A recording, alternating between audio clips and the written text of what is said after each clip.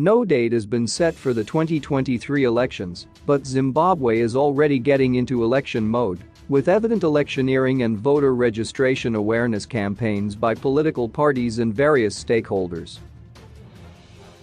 Last week saw Matabeleland civic groups launching electioneering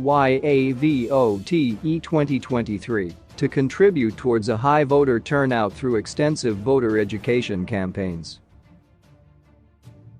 Ekaya simply means home. We are mobilizing citizens in the Matabeleland region to participate in the upcoming entire electoral processes, the civic group said in their preamble. This is a localized campaign and the name Ekaya drives a message that promotes every citizen to think about Ekaya, home, in the next elections. It seeks to promote an electoral grassroots approach. The electioneering 2023 seeks to mobilize virgin voters to register to vote after the Zimbabwe Electoral Commission, ZEC, warned that Matabeleland risks losing a number of seats in the next delimitation exercise, the redrawing of electoral boundaries. Bulawayo currently has about 258,000 registered voters, far below the minimum threshold. Zimbabwe last carried out a delimitation exercise in 2007 ahead of the 2008 general election. ZEC will conduct a delimitation exercise in 2022 as provided for under Section 161(1) of the Constitution. Electioneering 2023 voter registration awareness campaign is not limited to Matabeleland.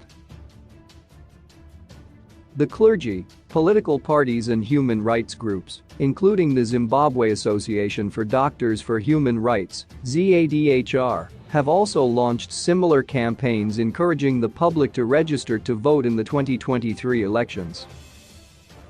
ZADHR's campaign, titled Number Participate Engage Influence, is directed at both doctors and nurses, who the association says do not often take part in civic processes.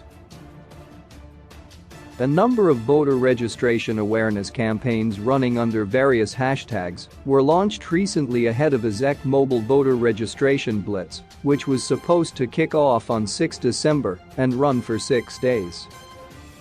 ZEC has postponed the voter registration blitz, but normal voter registration at its offices continues. ZEC has not announced whether a second blitz that was expected to commence on 28 December and to run for 35 days is still on. Voter registration is provided for in Section 17A of the Electoral Act.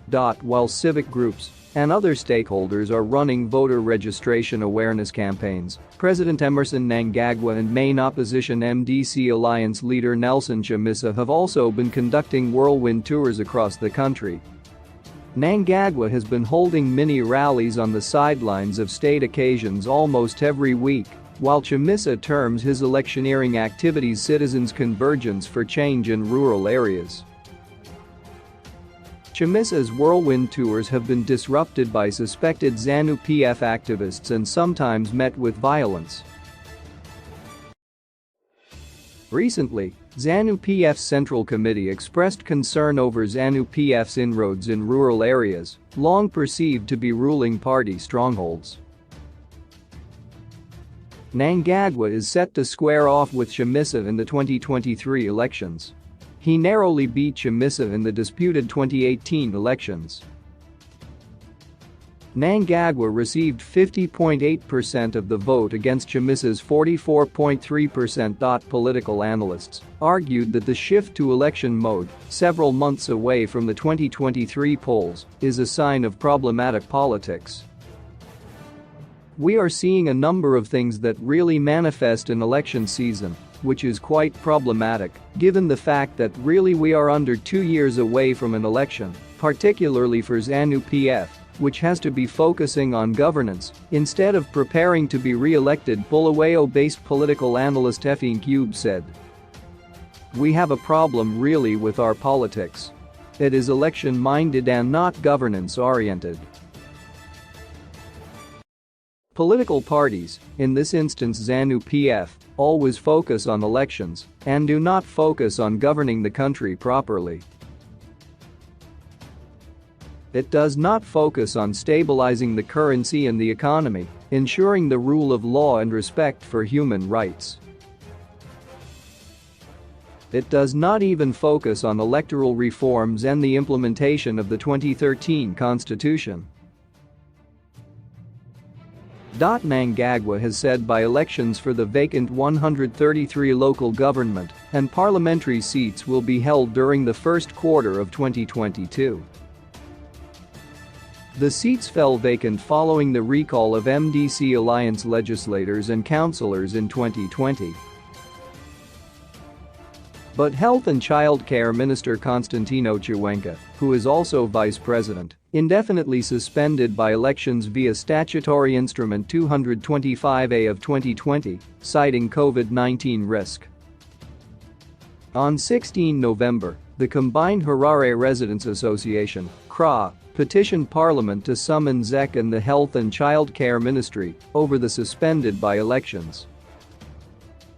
In the petition to the Speaker of Parliament Jacob Mudenda, CRA said the continued suspension of the polls was unconstitutional.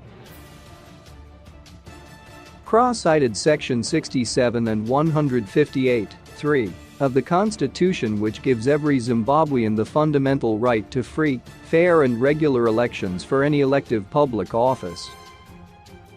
But analyst Rashwiat Mukundu argued that Zimbabwe has an over-politicized society, suffering from lack of good governance. If elections are not concluded to the satisfaction of all parties, to that extent, we never really get out of the election mode, because the legitimacy question will be still hanging, Mukundu said. The country's elections have produced disputed outcomes since 1980. Main opposition MDC alliance leader Nelson Chamisa insists Mnangagwa rigged the 2018 elections. By all indications, Zimbabwe is already in election mode, which is good to the extent that it refocuses us on the questions of leadership and its capacity or lack thereof to deliver, but the negatives of this never-ending electoral mode are that it takes us away from the fundamental developmental issues that are affecting our society, Mukundu added. Instead of the ruling party and government addressing the socio-economic needs of this country, already decision-making and resources are being channeled towards electioneering and, with that, the tarnishing of the image of the country. The ultimate strategy to ending this never-ending focus on elections is to have a clean election.